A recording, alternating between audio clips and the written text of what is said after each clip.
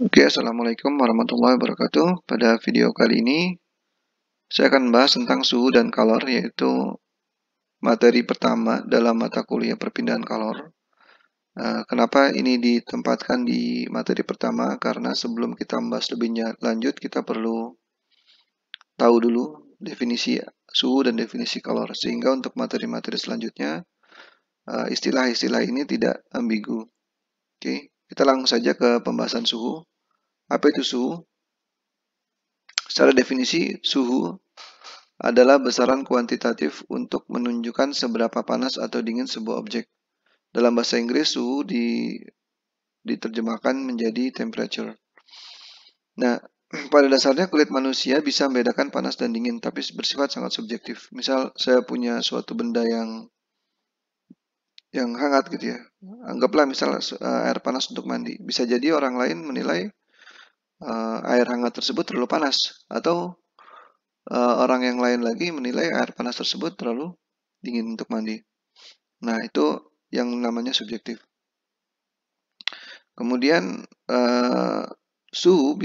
dengan suhu kita dapat membedakan mana yang panas dan mana yang dingin lebih akurat. Contohnya gini, kalau misalnya ada saya tempatkan dua gambar ini. Pertama ada kayu yang terbakar dengan ada besi yang berpendar karena dia dipanaskan gitu ya. Nah, kalau ditanya mana yang lebih panas, maka ya ini sulit untuk menentukannya gitu. Tapi dengan temperatur kita bisa menentukannya lebih mudah gitu ya. Begitu juga untuk hal yang dingin seperti gambar dua ini. Mana yang lebih dingin kita tidak tahu kalau kita tidak mengukur suhunya.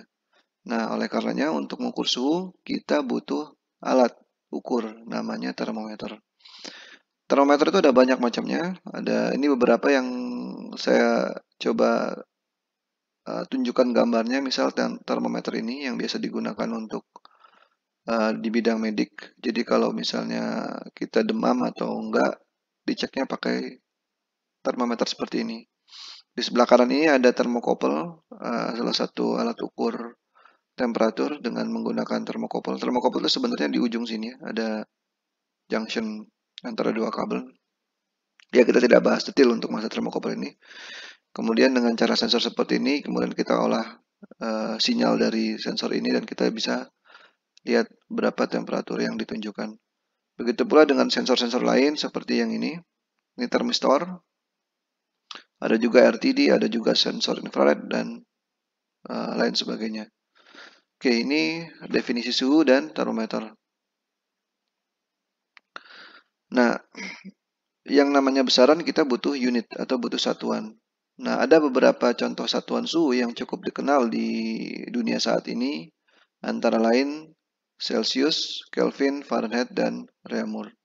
Celsius itu sebenarnya nama orang, ya semua ini nama orang gitu ya. Diambil dari nama orang yang berjasa untuk mengembangkan satuan tersebut. Misal Celsius itu merujuk kepada Anders Celsius. Satuan Celsius yang mungkin paling banyak digunakan di dunia saat ini karena standar 0 dan 100-nya sangat mudah untuk dibayangkan gitu ya. Jadi 0 itu beku, kemudian 100 itu adalah mendidih. Kemudian untuk Kelvin ini satuan internasional atau disebut juga satuan absolut karena dia satuan ini langsung berhubungan dengan energi. Kemudian ada Fahrenheit. Fahrenheit ini biasa digunakan di Amerika dan di British, di UK. Kemudian Reaumur ini udah jarang digunakan ya.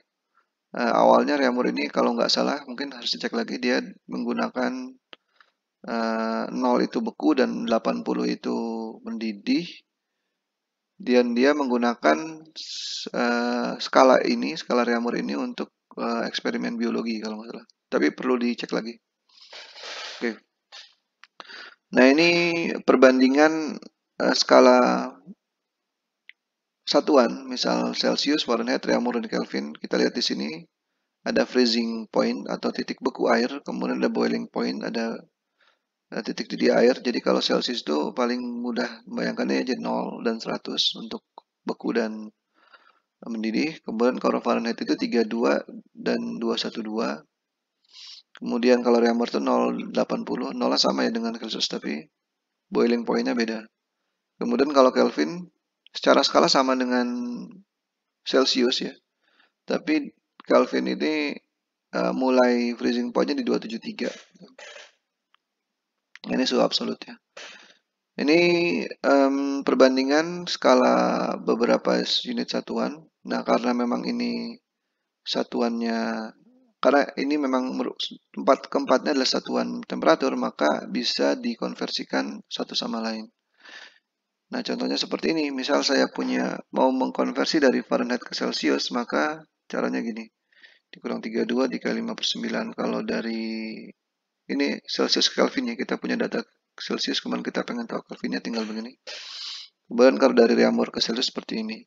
Sebagai contoh, misal gini. Suhu air terukur 45 derajat Fahrenheit. Berapakah suhu ini dalam derajat Celsius? Nah, untuk mengetahui berapa suhu ini dalam Celsius, kita bisa gunakan persamaan ini. Kita masukin aja angka 45 di F ini, maka kita dapat temperatur dalam derajat Celsiusnya. Ya, tadi kan soalnya adalah kita punya suhu air itu 45 derajat Celsius ya. Kemudian berapa temperatur ini kalau, 45 derajat Fahrenheit ya. 45 derajat Fahrenheit, berapa temperatur ini kalau kita berubah menjadi derajat Celsius. Oke, untuk menghitungnya kita sebenarnya mudah ya. Temperatur dalam derajat Celsius itu sama dengan temperatur dalam derajat Fahrenheit dikurangin 32 kan tadi. Dikali 5/9. Jadi tinggal dimasukin angkanya. Dari 45 dikurangin 32 dikali 5/9. Maka didapat ini kira-kira adalah 13 kali, bukan kira-kira, tepat 13 kali 5/9 sama dengan 65/9, atau dalam desimal kita bisa tuliskan 7,2 derajat Celcius ya.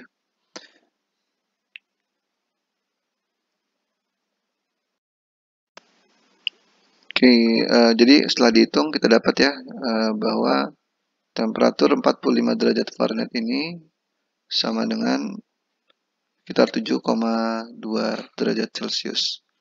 Oke, ini masalah suhu. Kemudian kita beralih ke kalor.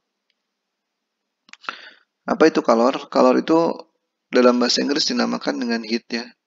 Saya sengaja tidak menggunakan kata panas karena heat ini energi, bukan kata sifat. Jadi kalau kita menggunakan kata panas, ini akan ambigu dengan penerjemahan kata hot. Dan itu juga nanti kita bakal pakai di mata kuliah ini. Jadi saya sengaja menggunakan kata kalor, bukan panas. Nah, karena kalor ini sama halnya dengan bentuk energi, maka sebenarnya untuk mengetahui besar kalor skala absolut itu hampir tidak mungkin, sulit sekali gitu ya. Misal saya punya, ini aja lah contoh di gambar ini. Ini kelereng panas, suhunya 300 derajat Celcius. Kalau kita ingin tahu energi kalornya berapa, susah gitu. Tapi kita bisa hitung berapa perubahan kalor dari suatu proses. Misal ini kelereng panas kita dinginkan, maka kita bisa hitung, kita bisa estimasi berapa kalor yang dilepaskan. Contohnya seperti itu. Nah, tinggi rendahnya kalor ditandai dengan suhunya. Tapi belum tentu benda yang memiliki suhu tinggi memiliki kalor yang lebih tinggi pula, karena ada tergantung, ya namanya energi tergantung dari masanya juga, masa dan spesifik parameternya gitu ya. Misal gini, saya punya kolam air panas. Di sini ada gambar kolam air panas besar ya. Suhunya hanya 50 derajat Celcius. Tapi ada pula yang tadi saya bilang ada kelereng panas suhunya 300 derajat Celcius. Kalau kita lihat mungkin secara intuisi kalori yang dimiliki kolam air panas ini lebih besar dibandingkan dengan kelereng panas ini. Tapi suhunya lebih besar di kelereng panas ini gitu ya. Nah, itu yang saya bilang tinggi rendahnya kalor ditandai dengan suhunya, tapi belum tentu. Tapi kalau misalnya kita lihat kolam air panasnya 50 derajat Celcius dengan dibandingkan dengan kolam air panas yang sama tapi suhunya lebih tinggi, misal 70 derajat Celcius, maka ya kita bisa bilang bahwa kolam air panas yang 70 derajat Celcius itu lebih tinggi kalornya dibandingkan dengan kolam air panas yang 50 derajat Celcius. Nah, ada dua tipe kalor, yaitu kalor laten dan kalor sensibel. Kalor sensibel ini terjadi perubahan suhu. Contohnya nih, ada dua, saya ambil gambar ini dari internet. Misal saya punya air dengan suhu kira-kira 15,6 derajat Celcius. Kalau saya panaskan, maka temperaturnya akan naik hingga 100 derajat Celcius. Nah, proses kenaikan suhu ini membutuhkan kalor sensibel. Sedangkan kalor laten digambarkan di bawahnya sini. Misal saya punya air di 100 derajat Celcius dan tekanan, ya asumsikan 1 atm gitu ya. Kalau kita panaskan, ya suhu nggak akan naik, dia tetap akan di 100 derajat Celcius, tapi akan terjadi perubahan fasa, yaitu mendidih. Mendidih jadi ada perubahan fasa dari cair ke gas. Nah, karena tidak bisa dideteksi kenaikan suhunya, maka disebut dengan latent heat. Jadi di latent heat ini, kalor tidak digunakan untuk menaikkan suhu, tapi digunakan untuk mengubah fasa, mengubah wujud. Oke.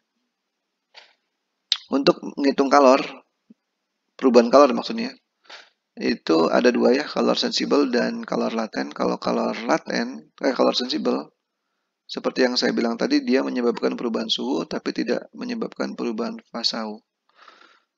Jadi, hitungnya mudah, MC delta T saja, yaitu M adalah massa, C itu adalah specific heat atau kalor jenis, dan delta T itu adalah perubahan suhunya dari suhu berapa ke suhu berapa. Kalau dia mendinginkan, artinya dia melepaskan kalor. Misalnya prosesnya dingin gitu ya. Tadinya ada besi yang panas, kemudian kita diamkan, lama-lama suhunya turun, maka artinya dia melepaskan kalor. Nah, besarnya C ini macam-macam tergantung dari bahannya. Misal di sini ada water, air ya, dalam satuan joule per kilogram derajat Celcius itu 4,18. Kalau dia bentuknya solid atau es, dia 2,06 dan begitu seterusnya. Nah, kemudian kalau kalor laten berapa kalor yang untuk mengubah fasa tersebut dapat digunakan persamaan ini, mudah, M kali L saja. Nah, L ini latent heat spesifik ke kalor laten. Ini ada dua macam, yaitu fusion. Fusion itu titik lebur atau titik leleh, titik mencair gitu ya. Dan specific latent heat of vaporization ini menguap gitu ya. Dari cair ke gas atau sebaliknya kondensasi dari gas ke cair. Jadi kita bisa gunakan tabel di sini untuk menentukan berapa nilai L-nya. Nah, proses pemanasan, misal air gitu ya, ini prosesnya kira-kira seperti ini. Jadi misal ini suhunya sangat rendah. Kemudian kalau kita panaskan, awalnya dia akan naik suhunya, kemudian sampai di titik lebur atau latent heat of fusion. Nah, kemudian di sini, karena di sini dia berubah fasa, maka temperaturnya tidak naik, dia tetap. Setelah semuanya menjadi cair, dia naik lagi temperaturnya kalau dipanasin. Nah, kemudian lagi stop lagi di 100 derajat misalnya, karena di sini dia mulai jenuh dan mulai hanya merubah suhu di sini. Sehingga dia stay di 100 derajat Celcius misalnya. Kemudian setelah semuanya menjadi gas, dia naik lagi temperaturnya. Nah, itu perhitungan kalor. Contohnya seperti ini, misal berapa kalor yang dibutuhkan untuk menaikkan suhu air sebanyak 2,5 kg dari 27 derajat Celcius menjadi 60 derajat Celcius. Kalau kita lihat tadi di halaman sebelumnya kan, ini kan air ya. Menaikkan air, berarti kita butuh kalor jenis air. Nah, ini besarnya 4,18 joule per kilogram derajat Celcius. Jadi, mari kita coba kerjakan di apps yang lain. Oke, tadi dilihat kan kalornya M-nya adalah 2,5 kg. Kemudian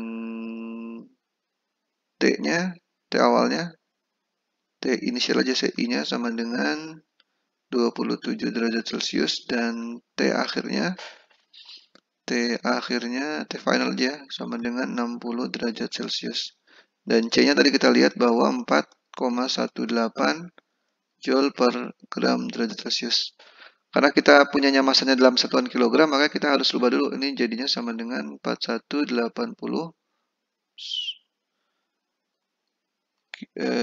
Joule per kilogram ya, derajat Celcius. Nah, cara menghitungnya gimana tadi? Udah ya, Q sama dengan M dikali C dikali delta T. M-nya 2,5 kilogram kali C 4180 dan delta T-nya adalah 60 dikurangin 27.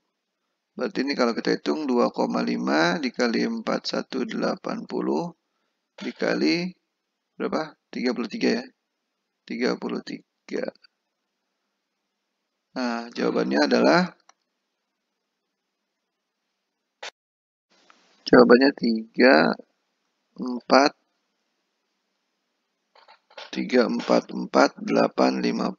Joule. Nah, berarti kita butuh sebesar ini 344,850 Joule untuk memanaskan air dari 27 ke 60.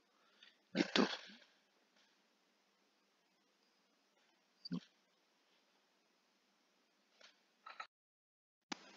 Ya.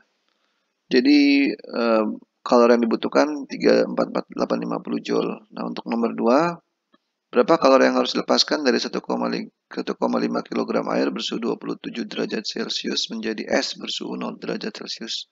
Nah, kalau yang soal ini saya nggak kerjakan di sini ya. Silakan kalau ada waktu sekalian coba kerjakan. Ini caranya adalah pertama si air yang bersuhu 27 derajat Celcius itu turun dulu sampai 0. Kita hitung berapa kalori sensibelnya yang dilepaskan. Kemudian setelah dia menjadi 0 baru kita hitung berapa kalori latennya untuk yang dilepaskan agar air yang dari liquid itu menjadi padat. Oke, silakan dikerjakan jika ada waktu.